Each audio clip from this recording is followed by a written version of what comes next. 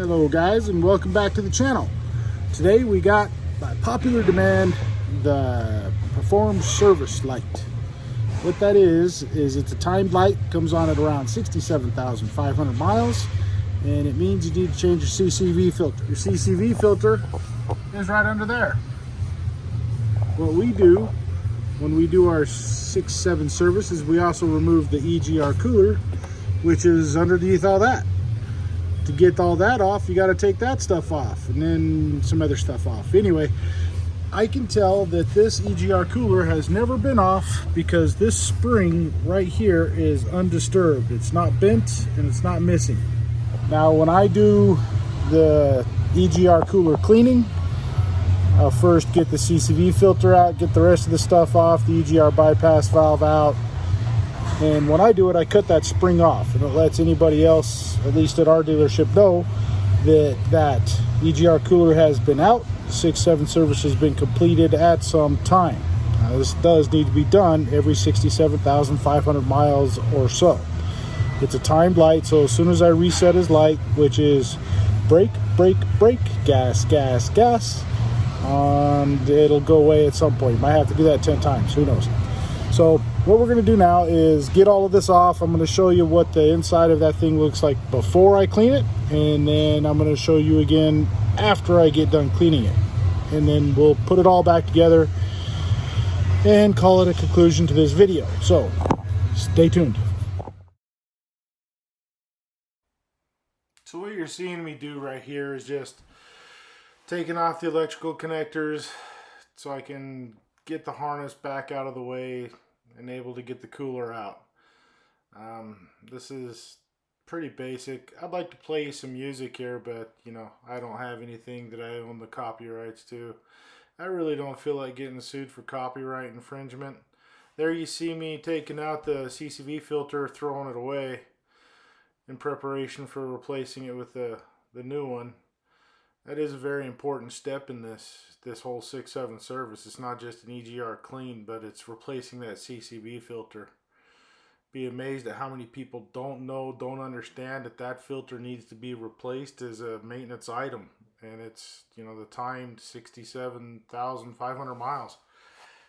As a preventative, we also like to do the EGR service as well while we're doing that. I mean, it just makes total sense, right? You're taking care of that whole top portion of the engine, especially the wear items that we know that have a tendency to fail and cause further problems, like the EGR cooler getting full of soot and the CCV filter getting full of oil. At some point I'm going to bring in a scale and I'm going to remove one of those filters and I'm going to weigh it before we change it and then compare that to a brand new one so you can see just how much oil makes it into that CCV filter.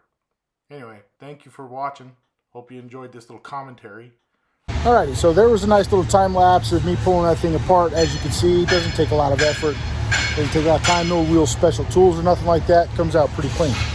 So anyway, I'm gonna flip this around and show you what the inside of this thing looks like. So here's the inside. Yeah, my flashlight's up there. Let me grab it. I'll show you this side too. See? It's pretty nasty inside of there. And again, pretty nasty inside of there. You can see all that gunk on the bottom. We're gonna get this thing soaking, and then I'll show you what it looks like when we rinse that out. All right, so this thing is soaking. As you can see, little bubbles coming up. I've got the other end plugged off.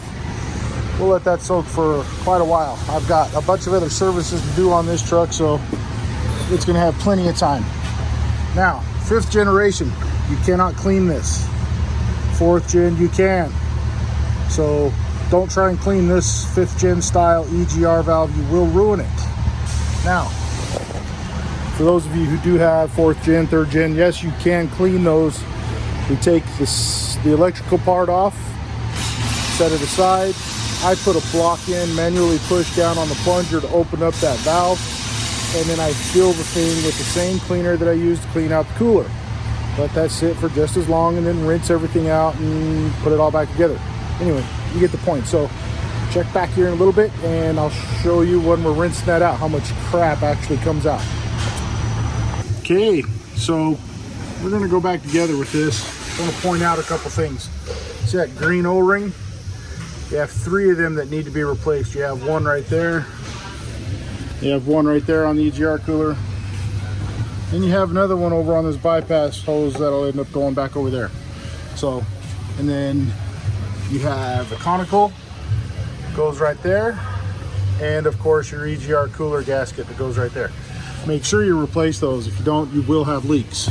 Now, here's what the inside of it looks like after we cleaned it. Nice and pretty on both ends. All right. So once you get that put back in there, your EGR service is complete, just short of resetting the light. So it's pretty self-explanatory on doing one of these. Does it help? Yes, it does help. It helps lengthen out the entire life of the EGR cooler, the whole entire EGR system that does get cleaned, and it makes it more efficient. And we got to do what we can do while we're still maintaining, you know, law with keeping your emissions equipment intact on your vehicle. So if you do choose to go for a weight loss program, none of this applies. But anyway, thank you. Have a good day. We'll talk to you later. Thanks for subscribing, watching, hit the like button, leave a comment if you want. We'll talk to you later.